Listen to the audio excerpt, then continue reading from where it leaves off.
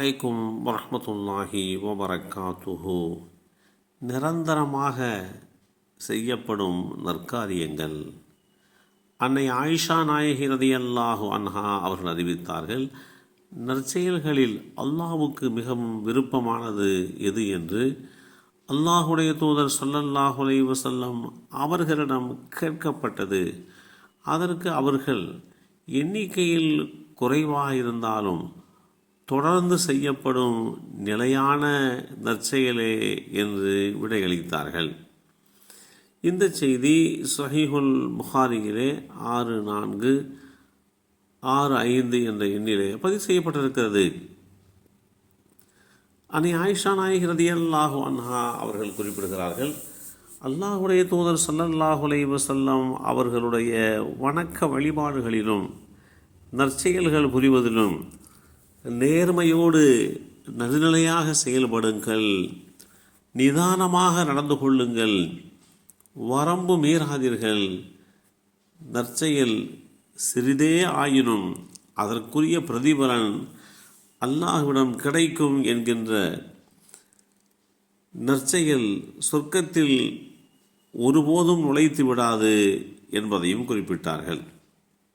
மக்கள் அது குறித்து உண்டான விளக்கம் கேட்டபோது, அல்லாஹ் மன்னிப்பாலும் கருணையாலும் என்னை அரவணைத்து கொள்வான்.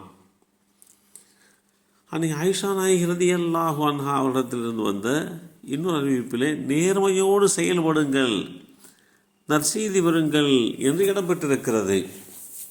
நம்மால் செய்யப்படுகின்ற செயல்பாடுகள் நேர்மையோடும் நிலையானதாகவும் இருக்க வேண்டும். நம்மில் சிலர்கள் ரமலான் மாதத்திற்கென்று பிரத்யோகமான வணக்கசாலிகளாக ஆகியிருப்பதை பார்க்க முடியும். ஒருபோதும் அப்படியெல்லாம் நாம் ரமலான் கழிந்து விட்டதென்று சொன்னால் பழைய நிலைக்கு திரும்பி விடவே கூடாது. அப்படி திரும்பிவிட்டால் இந்த ரமலான் நம்மை பக்குவப்படுத்தியதிலே கேள்விக்குறியாக பார்க்கப்படும். அதற்கு ஒருபோதும் இடமளிக்காமல், இந்த ரமலான் நம்மை சீர்படுத்திவிட்டது, நம்மை பரிசுத்தப்படுத்திவிட்டது, நம்மை நல்லோர்களில் ஒருவராக ஆக்கிவிட்டது, எனவே இதே நிலையோடு ஏற்றப்பட்ட இதே சார்ஜோடு நாம் காலமெல்லாம் வாழ வேண்டும் என்கின்ற மனோபக்குவத்தை உருவாக்கி கொள்ளக்கூடிய ஒருவர்தான் தன்னுடைய வாழ்க்கையினுடைய எல்லா சூழல்களிலுமே சரியான முடிவை எடுப்பார். ரமலானுக்கென்று இருக்கக்கூடிய பிரத்யோகமான வணக்கசாலிகள் அப்படி இல்லாமல் அல்லாஹ்வின் வணக்கசாலிகளாக, இபாதுர் ரப்பானிகளாக, ரப்பானியாக்களாக நாம் வாழ தலைப்பட வேண்டும். வேதமறை குர்ஆனிலே அல்லாஹ் குறிப்பிடுகின்ற போது, ரமலான் மாதத்தை மேன்மைப்படுத்தி சொல்கின்ற அந்த வசனங்களை எண்ணி பார்க்க முற்படுகின்ற போது, ரமலான் மாதம் என்பது ஒரு மாத கால பசி இல்லை, மாறாக அது நம் வாழ்நாள் முழுமைக்குமான ஒரு பயிற்சி பாசறை. ரமலானில் நம்மால் நிறைவேற்றப்பட்ட தொழுகையாகட்டும், மற்ற வணக்க வழிபாடுகளாகட்டும், தான தர்மங்களாகட்டுமே,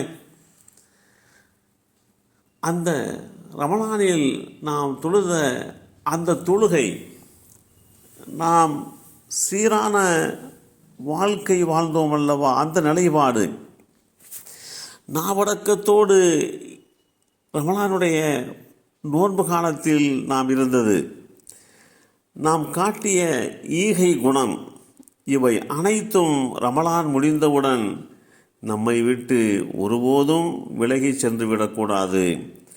இவைகளெல்லாம் நாம் அணிந்திருக்கக்கூடிய உடைகள் அல்ல.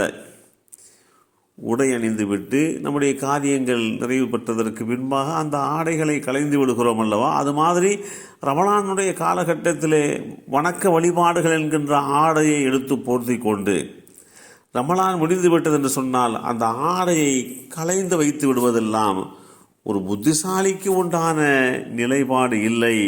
எனவே நாம் ரமலானில் எப்படி பக்குவப்படுத்தி என்னென்ன வழிபாடுகளையெல்லாம் நாம் செய்து வந்தோமோ அந்த தொடர்ச்சி நாம் வாழும் காலம் வரைக்கும் இருக்க வேண்டும். அதுதான் அல்லாஹ்விடத்திலே நெருக்கத்தை நமக்கு ஏற்படுத்தி கொடுக்கும்.